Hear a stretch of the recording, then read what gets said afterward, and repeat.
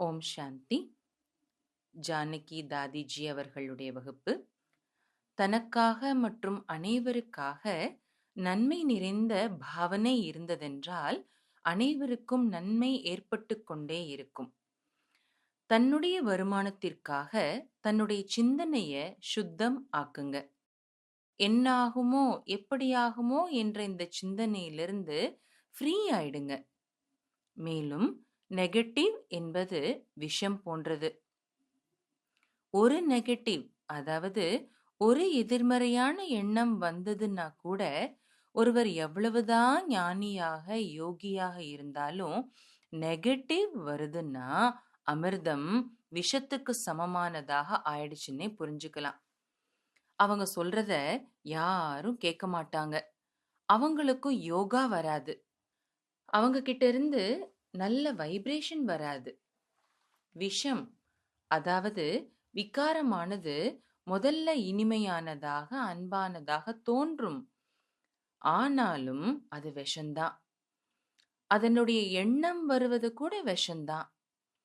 எதிர்மறையான எண்ணம் வருவது கூட விஷம்தான். நெகட்டிவ் என்பது விஷம் அப்படின்னா பிறகு வீணான எண்ணம் என்ன செய்யும்? எந்த ஞானத்தினால சக்தி கிடைக்குமோ, சக்திசாலி ஆகி மாயாஜீத் ஆக முடியுமோ அந்த ஞானத்தை ஜீரணம் செய்ய விடாது.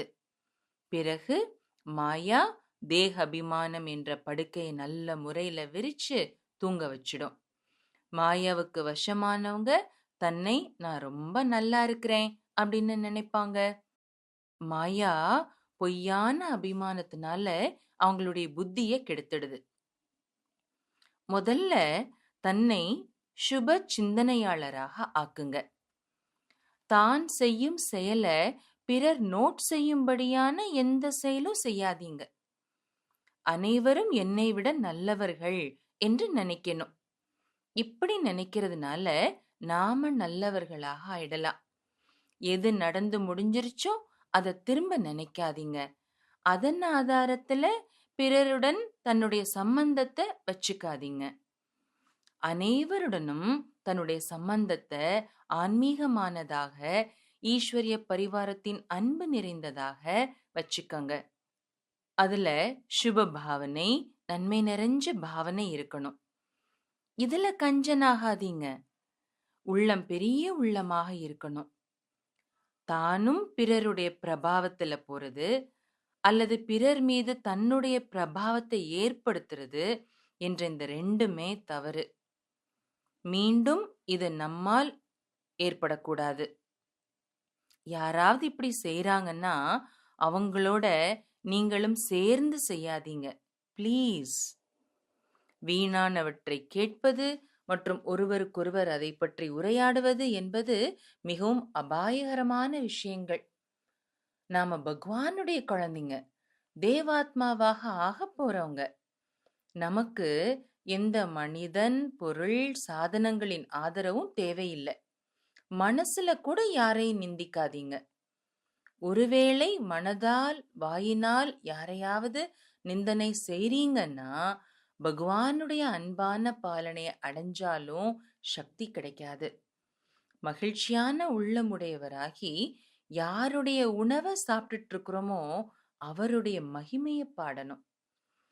ஒவ்வொருவரும் தன்னுடைய பாக்கியத்தை தானே உருவாக்கணும். பாக்கியவான் ஆகணும் என்ற பாவனை இருக்கணும்.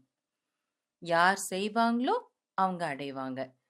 அதனால ஒருவர் எப்படிப்பட்டவராக இருந்தாலும் தன்னுடைய பார்வைகள்ல பாவனையில அசுத்தத்தன்மை வரக்கூடாது.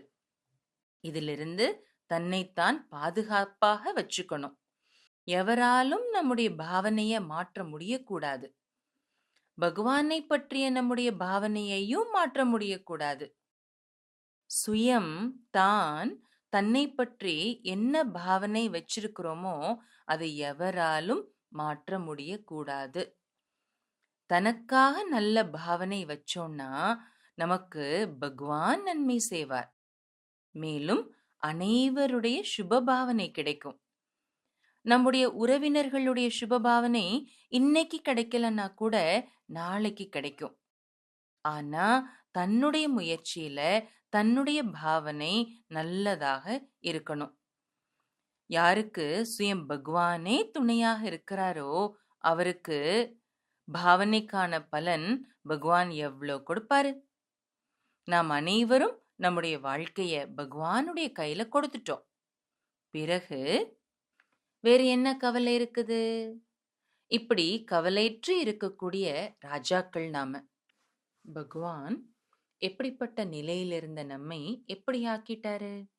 பிரம்மா, விஷ்ணு, சங்கரராலும் கூட நம்மை அப்படி ஆக்க முடியாது. ஏன்னா அவர்களும் பகவானுடைய படைப்புதான். சத்தி அனுசியா பிரம்மா, விஷ்ணு, சங்கரர் என்னுடைய குழந்தைங்க என்று சொன்னாங்க. நான் பதிவிரதை என்ற போதை அவங்க கிட்ட இருந்தது. போதை மற்றும் நம்பிக்கையின் பலம் யார்கிட்ட இருக்கிறதோ அவங்களே சுப சிந்தனையாளர்கள். அதனால வாங்க பாபா உங்களுடைய அதிசயமே அதிசயம் என்ற பாடலை நாம பாடுவோம். நான் உண்மையான யோகியாக வேண்டும், நிராகார ஸ்திதி மூலமாக நிரகங்காரியாக வேண்டும் என்ற சங்கல்பம் உள்ளத்தில் இருக்க வேண்டும். அகங்காரம் பெரிய ரூபத்தை அடைஞ்சு மதிப்பு கிடைக்கும்போது மகிழ்ச்சியை கொடுக்கும், அவமானம் கிடைக்கும்போது துக்கமானவர்களாக ஆக்கிடும். மதிப்பு கிடைக்கலன்னா உள்ளம் உடைஞ்சு போயிடும். அவமானம் கிடைச்சா என்னென்ன எண்ணங்கள் மனசுல எழத்துவங்கும் என்பதே தெரியாது. இதிலிருந்து தன்னை விடுவீங்க. நான் என்பதிலிருந்து விடுபடுங்க. இல்லைன்னா இது இறுதியில துக்கமானவர்களாக நம்மை ஆக்கிடும். இப்பொழுது எந்த விஷயத்தினால துக்கம் ஏற்படுறதோ இறுதியில அதனுடைய துக்கம் மிக அதிகமாக உணர நேரிடும். அதனால உண்மையாக இருந்தோம்னா லேசானவராக ஆக முடியும். அனைவருக்காகவும் கூட இவர்கள் உண்மையானவர் ஆகட்டும், முயற்சியின் மீது அன்பு கொண்டவராக ஆகட்டும், உண்மையே பேசட்டும், லேசானவர் ஆகட்டும் என்ற பாவனை இருக்கணும். நாம் பொய் சொல்லக்கூடாது. உள்ளத்தில் நமக்கு கோபம் வரக்கூடாது, ஆவேசத்திலையும் வரக்கூடாது. யாரையும் கோபப்படுத்தவும் கூடாது, யாராலும் கோபப்படவும் கூடாது, யார் மீதும் அதிகாரம் செலுத்தவும் கூடாது. தனக்குத்தானே புரிய வைப்பதற்கும் கற்றுத்தருவதற்கும் மிகுந்த கவனம் கொடுங்க. பாபாவுடன் பேசுறதுனால, பாபாவுடன் சேர்ந்து நடப்பதுனால பாபா கிட்ட இருந்து பலம் கிடைக்குது. அதனால நல்ல குழந்தையாகி உரிமையை பெறணும். சர்வ சக்திவான் தன்னுடைய சக்திய குழந்தைகளாகி நமக்குள்ள நிறைச்சிட்டே இருக்கிறார். இப்படிப்பட்ட பாபாவுக்கு முன்னாடி போறதுக்கு யாராவது பயப்படுறாங்கன்னா கண்டிப்பாக அவங்க மனசுல பாவம் இருக்குது, அல்லது பிறருடைய பாவத்தை பார்க்கிறாங்கன்னு அர்த்தம். ஒவ்வொருவரும் தன்னுடைய கர்மத்தை அறிஞ்சிருக்கணும். நீங்க சரியா இருங்க, உண்மையா இருங்க என்று பாபா சொல்றாங்க. நிராகாரி ஸ்தித்தில அஷரீரி ஸ்தித்தில இருக்கிறதுக்கான பயிற்சி செய்யுங்க. அப்ப தேக அபிமானம் முற்றிலுமாக அழிஞ்சிடும். ஆத்மாவை நல்ல முறையில புரிஞ்சு ஆத்மா அபிமானி ஆகிறதுக்கான பாடத்தை பக்கா பண்ணுங்க. பிறருடைய அசுர சங்கல்பம், சமஸ்காரம், எண்ணங்கள் மற்றும் வைப்ரேஷன்ஸ் கூட நம் அருகில் வர முடியாத அளவு நமக்குள்ள சக்தி இருக்கணும். எச்சரிக்கை, நமக்குள் வெற்றியாளர் ஆகுவதற்கான சக்தி இருக்கணும். என்னுடைய சுவாசம், சங்கல்பம், சமயத்தை வெற்றிகரமானதாக ஆக்குறதுக்கான சமயம் இது. ஒருபோதும் நாம தோல்வி அடையக்கூடாது. மாயா மிகவும் சாதுரியமானது, நம்மை சும்மா விடாது. அமிர்த வேளை செய்ய விடாது, யோகா நேரத்துல யோகா செய்ய விடாது.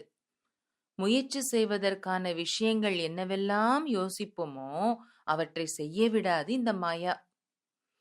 ஈஸ்வரன் சேவை செய்வதற்காக பலத்தை நிறைச்சிருக்கிறாரு. அந்த பலத்தை ஒருவேளை நாம சேவையில பயன்படுத்திட்டு இருக்கிறோம்னா ஆசீர்வாதம் கிடைச்சிட்டே இருக்குதுன்னு புரிஞ்சுக்கோங்க. ஆசீர்வாதங்கள் என்ற பொக்கிஷம் நிறைஞ்சு இருக்கணும். பாபாவின் உண்மையான அன்பு சக்தி என்ற பொக்கிஷம் நிறைஞ்சிட்டே போகணும். பகவான் எந்த காரியத்தை இறுதி வரை நம்ம மூலமா செய்விக்கணுமோ அதை நாம செய்யலன்னா வேற யார் செய்வாங்க? ஞானம் சொல்லுது, நியமம், ஒழுங்கு, பண்பாடுடன் நடக்க கற்றுக்கொண்டீர்கள் என்றால் யோகி ஆகிவிடுவீர்கள். இனிமையான பாபா அதிகாலையிலிருந்து இரவு வரை நியமப்படி நடப்பதற்கு கற்பித்திருக்கின்றார். நியமம், ஒழுங்கு மற்றும் பண்பாடு என்றால் என்ன என்பது இப்ப தெரிஞ்சிருச்சு. எழுந்திருக்கும் பொழுது என்ன செய்யணும், தூங்கும் சமயம் என்ன செய்யணும் என்பதை நியமம் சொல்லுது. சகோதரா சகோதரா என்ற பார்வை கொண்டிருங்கள் என்று பாபா கூறுவது ஒழுங்கு என்பதாகும். முதல்ல ஆத்மாக்கள் என்ற சம்பந்தத்துல சகோதரா சகோதரா, பிறகு பிரம்மாவின் குழந்தைகள் சகோதரன் சகோதரி ஆவீர்கள் என்று பாபா சொல்றாங்க. ஆத்மாவின் பக்கம் மட்டும் பார்வை போகும் அளவு ஆன்மீகத்தன்மை இருக்க வேண்டும். சகோதரா சகோதரா என்ற பார்வை மூலம் சம்பூரண நீர்விகாரி ஆகணும். மனிதனுடைய அன்பு சக்தியை அழிச்சிடுது. அதுல பகட்டு அதிகமாக இருக்குது. நான் உங்கள் மீது மிகுந்த அன்பு செலுத்துறேன் அப்படின்னு சொல்லுவாங்க. ஆனா உள்ளத்திற்கு ஏமாற்றத்தை தான் கொடுக்கறாங்க. பகவானுடைய அன்பு அப்படிப்பட்டது. அதனால் வேறு எங்கும் கண்கள் கவர்ச்சிக்கப்படாது. ஒருபோதும் சஞ்சலம் அடையாது. ஒருவர் எவ்வளவுதான் நல்லவராக இருந்தாலும் அவர் தன்னுடைய குணங்களால நல்லவரா இருக்கிறார் அப்படின்னா அவர் பகவானுடைய நல்ல காரியம் செய்யட்டும், எனக்கு அதுல என்ன இருக்குது? அதனால தன்னைத்தானே தூய்மையாக்கணும் என்பது ஞானம். ஆன்மீகத்தன்மையில் அன்பு உண்மையானதாக இருக்குது. இப்பொழுது ஆத்மாவுக்குள் பரமாத்மா அந்த தூய அன்பை நிறைச்சிட்டே இருக்கிறார். அதன் ஆதாரத்துல தான் கர்மம் மற்றும் சம்பந்தத்துல பவித்திரமான அன்பு இருக்குது. ஆன்மீகத்தில் அன்பு உண்மையானதாக இருக்கிறது. இப்பொழுது பரமாத்மா ஆத்மாவுக்குள் அந்த பவித்திர அன்பை நிறைச்சிட்டே இருக்கிறார். அதனாலதான் கர்மம் சம்பந்தத்தில் பவித்திர அன்பு இருக்குது. அடி அடியிலையும் நான் செய்ய போவது என்ன என்று புரிந்து நடப்பதே ஞானம். பேசுவதற்கு முன், கர்மம் செய்வதற்கு முன் நியமம், ஒழுங்கு, பண்பாட்டின் அனுசாரம் இந்த கர்மம் உள்ளதா என்று பாருங்க. விழித்தெழக்கூடிய நேரத்துல அலட்சியம் வரக்கூடாது. திருஷ்டியின் மகத்துவத்தை புரியாதவங்க ஞானத்தையும் புரியாதவங்கன்னு தான் சொல்லலாம். பகவானுடைய திருஷ்டி என்னை எவ்வளோ மாத்தி இருக்கிறது. திருஷ்டியை பெற வேண்டும் என்பது கூட ஞானம் இல்லையா? அந்த திருஷ்டி தான் நம்மை இந்த உலகத்தை கடந்து அழைத்து சென்று கொண்டிருக்கிறது. பவித்திரத்தால சுத்தம் தேவை. உள்ளம் சுத்தமாக இருக்கணும். சங்கல்பத்துல சுத்தம், திருஷ்டியில சுத்தம், பேச்சுல சுத்தம் இருக்கணும். பரமாத்மாவின் அன்புனாலதான் ஆத்மா இந்த அளவு சுத்தமாகி இருக்குது. பகவானிடம் உண்மையானவராக அன்பானவராக இருக்கிறோம்னா அவர் என்ன சொல்றாரோ அதை தான் செய்வோம். திருஷ்டிய தெய்வீகமானதாக ஆக்குறதுக்காக பாபா திவ்ய புத்தி கொடுத்திருக்கிறாங்க. புத்திவானுக்கெல்லாம் புத்திவான் நம்முடைய பாபா இல்லையா? நமக்கு வேறு எதுவுமே வேண்டாம்.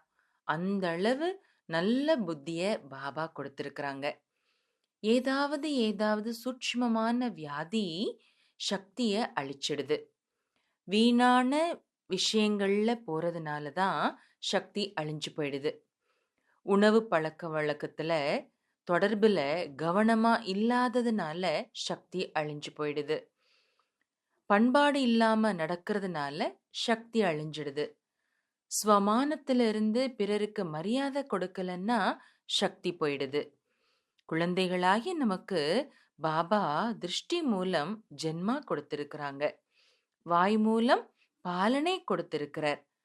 சேவை கூட அவர் தான் செய்து நமக்கு கற்றுத் தந்திருக்கிறார். இவர்கள் நடமாடும் தேவதை என்று பிறர் சொல்லும் அளவு சிரேஷ்ட கர்மா செய்யணும். உயர்ந்த திருஷ்டி இருக்கணும். குஷி மற்றும் சக்தியால் பொக்கிஷத்தை நிறைச்சிட்டே போகணும் என்று ஞானம் சொல்கிறது. யாரிடம் ஞானம் உள்ளதோ அவர்களே உண்மையான யோகி. எது நடந்து முடிஞ்சிருச்சோ அது டிராமா, எது நடந்ததோ அது நல்லதாகவே நடந்தது. பாபாவிடம் திவ்ய திருஷ்டியின் சாவி இருக்குது, நம்மிடம் திடத்தாவின் சாவி இருக்குது. அவர் திவ்ய திருஷ்டி மூலம் சாட்சாத்காரம் செய்விக்கின்றார். நாம் திடத்தன்மை, அதாவது உறுதித்தன்மை மூலம் சாட்சாத் பாபா போல் ஆகின்றோம். அனைவருக்காகவும் சுப சிந்தனை செய்பவராகி மனதால் ஒரு பாபாவை நினைவு செய்ய வேண்டும், பாபாவை பின்பற்ற வேண்டும். இதுதான் நம்முடைய பொறுப்பு. நமக்கு வேற என்ன பொறுப்பு இருக்குது?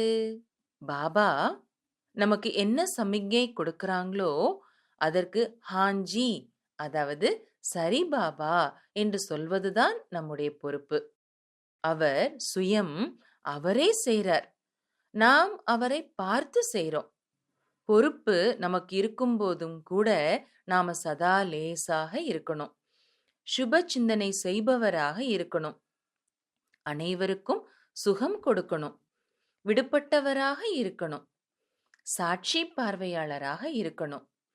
எங்கு சேவை இருக்குதோ அங்கு ஆஜராயிடணும். கிடைத்திருக்கும் பொறுப்புனால தலைவலி வந்துடக்கூடாது. இவ்ளோ செய்ய வேண்டியதாக இருக்குது, இந்த வேலையை முடிக்கணும், அந்த வேலையை முடிக்கணும், இப்படி நினைச்சு டென்ஷன் ஆகிவிடக்கூடாது. பாருங்க, பாபாவுக்கு விஸ்வத்திற்கு நன்மை செய்வதற்கான பொறுப்பு, முழு சிருஷ்டியை ஸ்வர்க்கமாக்குறதுக்கான பொறுப்பு இருக்குது. ஆனா உண்மையான உள்ளத்தோட சாந்தியா அன்பா நரகத்தை சுகமயமான உலகமாக ஆக்கிட்டு இருக்கிறாரு. இதை நாமும் பாபா கிட்ட இருந்து கற்றுக்கொண்டிருக்கின்றோம். நான் என்ன செய்ய வேண்டும், என்ன செய்யக்கூடாது என்பதை யோசிப்பதற்கான கேட்பதற்கான விஷயமே கிடையாது. அன்பான இனிமையான பாபாவை பார்த்து கொண்டே செல்லுங்கள். நாம வேற எதுவும் செய்ய வேண்டியதில்லை. பாபா எப்படி செஞ்சிட்டு இருக்கிறாரோ அதை மட்டும் ஃபாலோ செய்து கொண்டே செல்ல வேண்டும். இதுதான் நம்முடைய பொறுப்பு. தூய்மையாக இருக்கணும், சத்தியமாக இருக்கணும். என்னுடைய பாபா எப்படி இருக்கிறாரோ அப்படியே நானும் இருக்கணும்.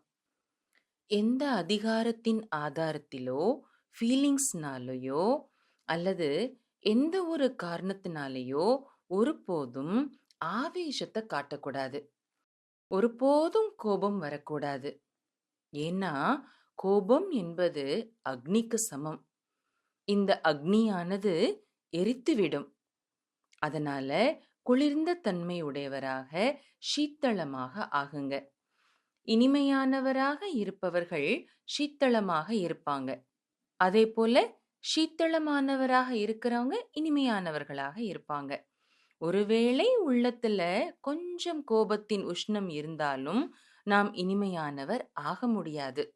கோபம் முதலில் மனசுல வருது, பிறகு வார்த்தைகளாக வெளிப்படுது.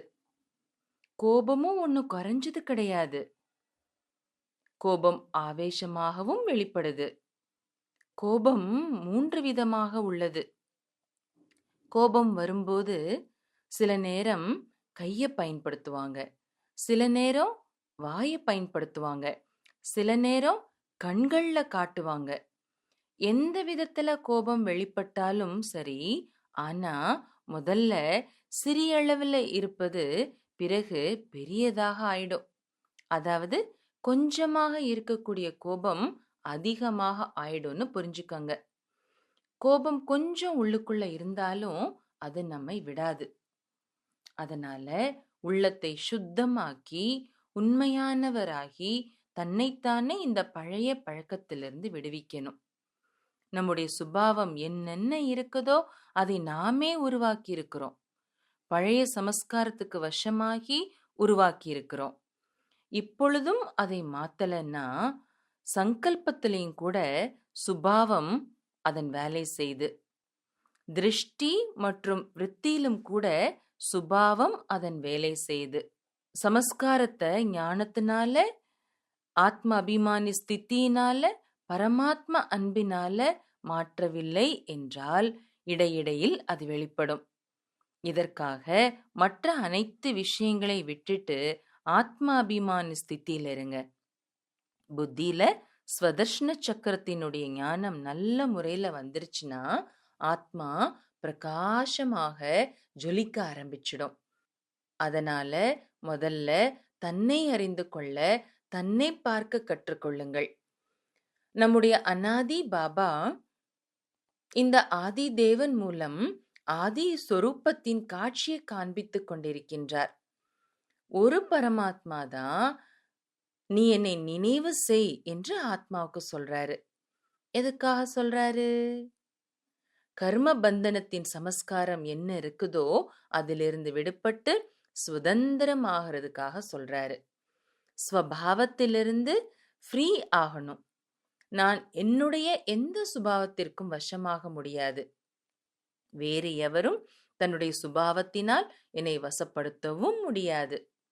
நாம் நம்முடைய சுபாவத்திற்கு வசமாகி இருப்போம், அல்லது பிறர் தன்னுடைய சுபாவத்தின் பிரபாவத்தை ஏற்படுத்தி நம்மை வசப்படுத்துவாங்க. இதுதான் மாயா. அதனால இங்கே இதிலிருந்து பாதுகாப்பாக இருக்கணும். யோக யுக்தாக இருப்பது யாருக்கு விருப்பமான வேலையாக இருக்கிறதோ அவங்க நான் எங்கு வாழ்கின்றேனோ அங்கு அமிர்தம் பருகிக்கொண்டே இருக்க வேண்டும். எங்கு வாழ்கின்றேனோ அங்கு பாபாவை பார்த்து கொண்டே இருக்க வேண்டும். பாபா என்னை பார்த்து கொண்டே இருக்க வேண்டும். நான் பாபாவை பார்த்து கொண்டே இருக்க வேண்டும். அது போதும், வேறு எதுவுமே வேண்டாம் என்று சொல்வாங்க. இந்த மாதிரி கர்மேந்திரியங்களுக்கு நல்ல கர்மா செய்யறதுக்கு சொல்லிக் கொடுங்க. தியாகி மற்றும் தபஸ்வி ஆகிருங்க. தியாகி ஆனதால இது வேண்டும் அது வேண்டும் என்பதிலிருந்து மிகவும் ஃப்ரீ ஆயிட்டோம். இது எவ்வளோ நல்ல மற்றும் எவ்வளோ பெரிய பாக்கியம். ஃப்ரீ ஆகிட்டீங்கன்னா தபஸ்யா செய்யுங்க. தபஸ்யா செய்யறது ஒன்றும் பெரிய விஷயம் இல்லை. தபஸ்யானா என்ன? ஒருவரை தவிர வேறு எதுவும் நினைவு வரக்கூடாது. இது கூட பாக்கியமாகும். தபஸ்யா சூழ்நிலைய மிக நல்லதாக மாற்றிவிடும். புண்ணிய கர்மம் செய்யறதுக்கான ஒரு சங்கல்பம் செய்தாலும் அதில் அநேகருக்கு நன்மை அடங்கி இருக்குது. யாருடைய பாவம் அழிஞ்சிடுச்சோ அவங்களுக்கு புண்ணிய கர்மத்தை செய்யறதை தவிர வேற எண்ணமே வராது. நல்ல கர்மா, சிரேஷ்ட கர்மா செய்யக்கூடியவங்க ஒருபோதும் கேட்க மாட்டாங்க. அவங்க வள்ளலாகத்தான் இருப்பாங்க. அவங்களுக்கு முன்னால் யாராவது ஏதாவது கொண்டு வந்தாலும் கூட நல்லது இங்க வச்சிடுங்க என்றுதான் சொல்வாங்க. ஏன்னா மரியாதை கொடுப்பது கூட ராயல்டி. பாபா போல சாட்சியாகி சேவாதாரியாகி அனைவருக்கும் சுகம் சாந்தியின் ஆஸ்தியை கொடுத்துட்டே போங்க. இவங்க இப்படி அவங்க அப்படி என்பதிலிருந்து எல்லாம் கடந்து இருங்க. சாட்சியாகி நடிப்பு நடிங்க என்று பகவான் சொல்றார். சாட்சி ஆகிறதன் மூலம் பகவான் துணைவன் ஆயிடுவாரு. நாம் சாட்சி ஆகலன்னா அவர் நம்முடைய துணைவனாக எப்படி ஆகுவாரு? சிலருக்கு சாதகமாக நடப்பது, சிலரிடம் வெறுப்பு காட்டுவது என்பது இருந்துச்சுன்னா பாபா எப்படி துணைவனாக முடியும்? அனைவருடனும் சேர்ந்து காரியம் செய்வதற்கு சரள சுபாவம், இனிமையான பேச்சு மற்றும் பணிவு இருக்கணும். பாபா நம்முடைய துணைவனாக இருந்தா வெற்றி நம்முடைய நண்பனாக இருக்கும். ஒருவேளை நம்மிடம் பணிவு இல்லைன்னா அபிமானம் தன்னுடைய ஆவேச ரூபத்தை காட்டும்.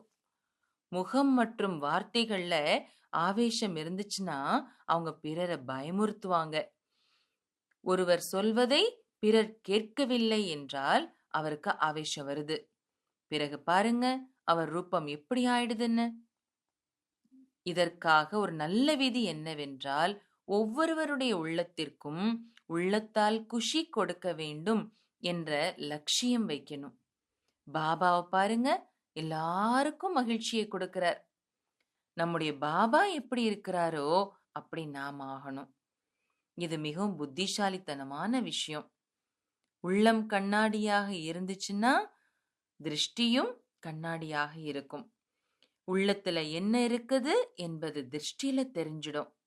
ஒருவேளை கண்களை மூடிக்கொண்டாலும் இந்த முகத்தினுடைய வைப்ரேஷன் மூலமாக வெளிப்பட்டுடும்.